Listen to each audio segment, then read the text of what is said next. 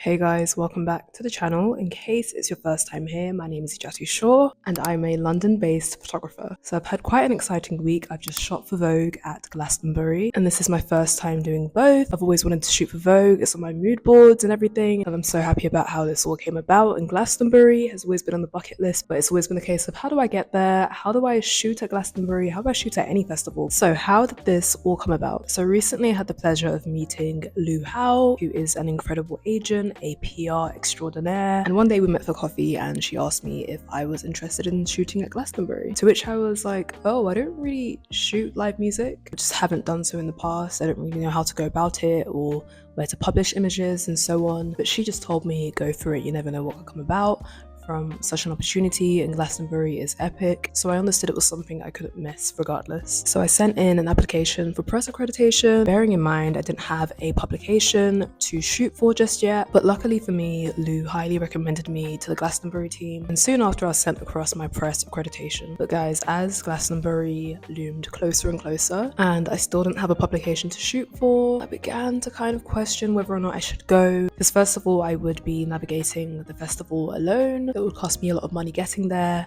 buying a tent. I could potentially be missing out on work here in London. And yeah, I just wanted a purpose for being there. Like, I didn't want to aimlessly shoot photos and not have them end up going anywhere, or like just have an overwhelming amount of imagery that I didn't know what to do with. But my lovely friend Zara, who was going to be attending with her partner and his friends, kept on telling me, Jatu, come on, you should come through, come have fun with us. So I thought, okay, if anything, at least I'll be with my friend and I can party away and take some images here and there, and at least maybe contribute to the Glastonbury archive and send them these wonderful images that I might be shooting. And also the lineup was pretty sick, so I had to be there. Burna Boy, Thames, Little Sims, Coldplay, hello. So why would I miss out? So about 10 days before the actual festival, I went ahead and bought a train ticket that would take me from Waterloo to Castle Carey Station, and from there I'd be taking a free shuttle bus all the way to the festival. So I was going to be staying at the hospitality campsite, which meant I had access to hot showers, some great food options, and it was just far enough away from the rest of the festival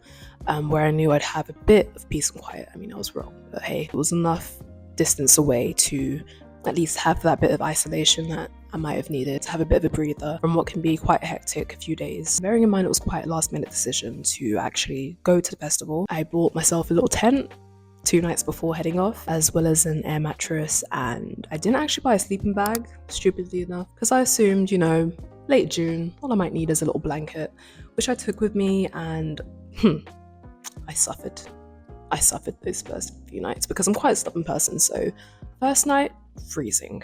Second night, freezing.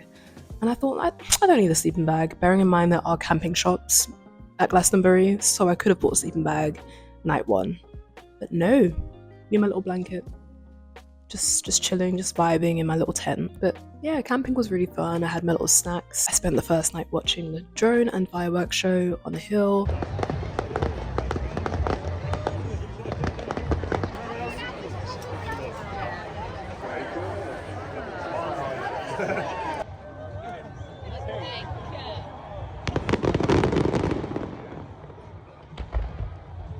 And I was ready to begin my work for Vogue the very next day. So how did the Vogue opportunity come about? So bearing in mind I didn't have anyone to shoot for leading up to the festival, and here's why it's important to be addicted to social media, because you'll be going through stories, scrolling, and an opportunity, very specific opportunity, will show up, and boom, those hours of scrolling actually are worth something. So I had been following the European visuals director at Condé Nast for a while, and they had posted, hey, are there any photographers heading to Glastonbury? And then I DM'd immediately. I was like, hey, I'm going to Glastonbury, would love to shoot for you guys. And then I gave my details, my website, and so on. I didn't actually hear back until about 2 days before heading off to the festival, and I immediately booked any equipment I might have needed and prepped for what would be quite an intense few days of shooting. I ended up booking a Sony A73 as well as a ND filter because I'd be shooting outside for the most part and I wanted to make sure the skies stayed blue. The brief was to get street style moments in and around the festival, so basically I just had to have my camera on me at all times and look out for my favorite outfits. So on day 1 I was actually quite nervous about approaching strangers, as one would be, because, you know, it's quite anxiety inducing going up to strangers and asking to take the photograph. And you guys might have noticed I don't do a lot of street photography in terms of the approach I'd like to have for street photography as far as asking them for the permission. that is anxiety inducing. So I just don't really do a lot of street photography. But maybe after this, I can now. So the first person I actually photographed for the brief was my friend Zara. So she was wearing this gorgeous African print and I just had to get her in. And this was just like one of her, this is my day one vibe, but I photographed her and she ended up in Vogue. So this carried on with Zara being by my side, helping me to approach strangers and ask them for their photograph for Vogue, which was also quite helpful having a publication to shoot for already, because then it's like, okay, hey, I'm shooting this for so-and-so. So people aren't as curious or suspicious as to where the images are going. It's quite clear and direct that, okay, this is going to this publication. As the day went on, I would approach people, ask them for their photograph, and these moments would happen as we headed to stages, as we found lost friends, all via me walking throughout the hospitality areas, heading back to the press tent, and so on. But yeah, speaking of the press tent, so there was a press tent where photographers and journalists could work from. We had tea and coffee, brownies, and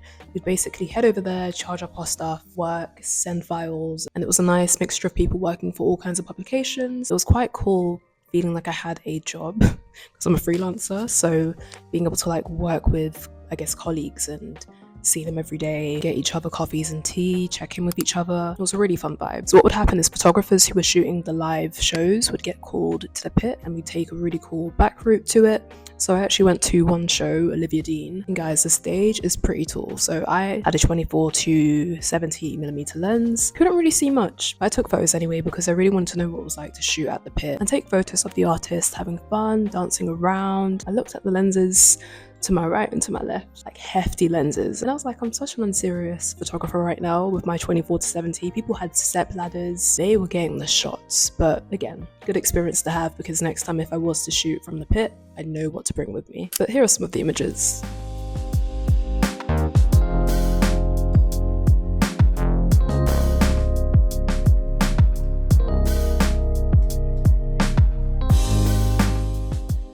So the next day I sent across my first round of Vogue images and they were published immediately. These images were posted on British Vogue's website on the front page, and it read, "On the ground at Glastonbury 2024 with Vogue photographer ejatu.shaw."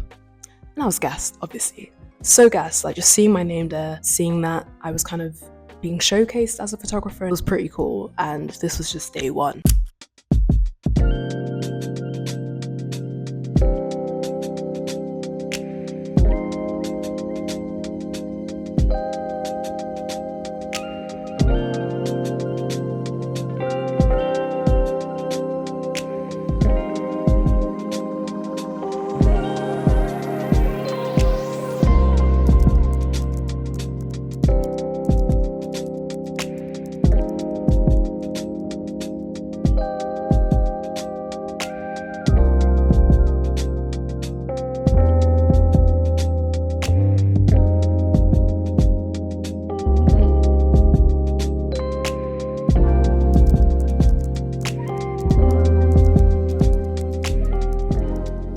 So I saw that initial post and got straight to it. Carried on with this next day of shooting. I tried to see Sugar Babes with Zara, but that was too intense, so left and carried on photographing people. And then I worked at the press tent for a bit, and I ended that night seeing my friend Sharice's DJ set at the Glade Dome.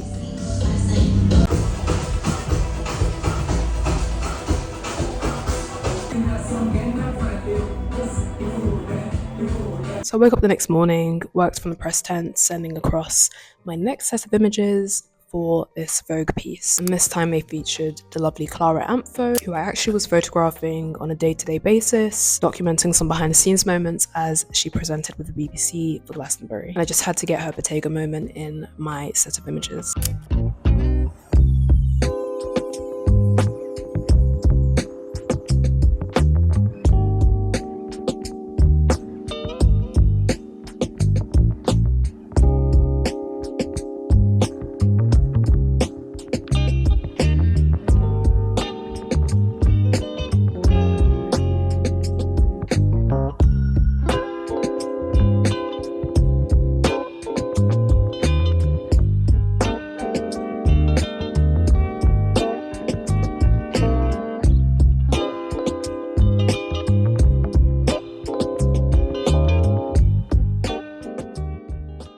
So as usual, I went ahead and approached people, asking for their photograph. I bumped into some familiar faces whilst hanging out at the hospitality area, also photographing the lovely Lou once we found each other at the press tent. And we found actress Vivian Opera, and I photographed her also. I actually managed to find some time to meet Zara and see Thames live. We were at the very front. I went as a fan rather than at the pit and danced away with Zara, and we ended up on BBC's coverage of the show.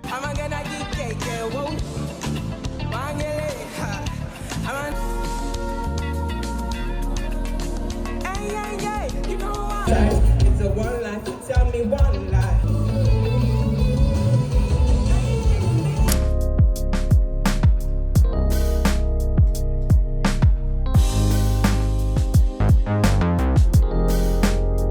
So the next day I sent across the next set of images.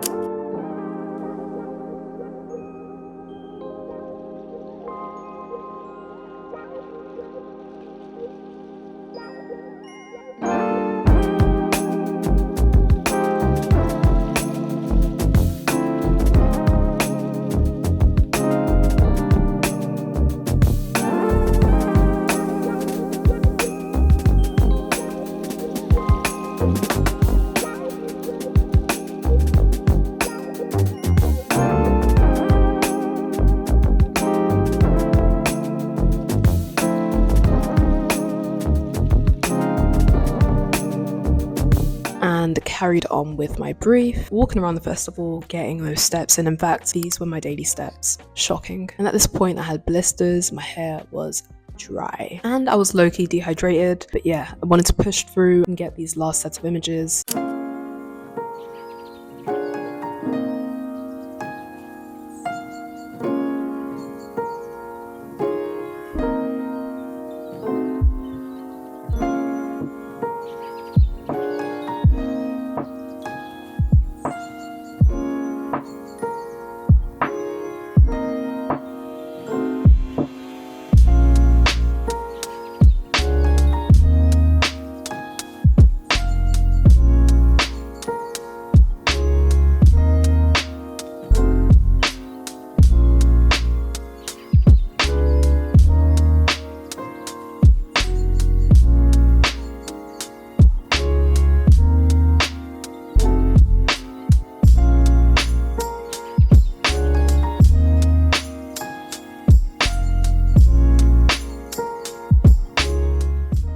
And the plan was to meet with Zara to see Burna Boy, but I couldn't find her. You know, your friends will give you pointers like, hey, I'm next to the flag with Mr. Bean on it, and by the two dinosaurs that have fairy lights on them, and it's just so specific, and you'll be looking out for the flag or dinosaur or alien or whatever it might be, and it's just in the distance, and you're like, I'm gonna enjoy the show from where I am stood currently.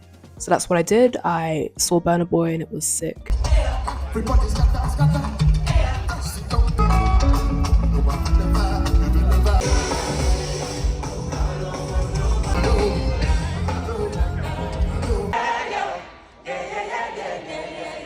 And then I met with Clara, who was going to be broadcasting SZA's show live from the Pyramid stage. So I took some behind the scenes moments and also some images of Clara enjoying the show.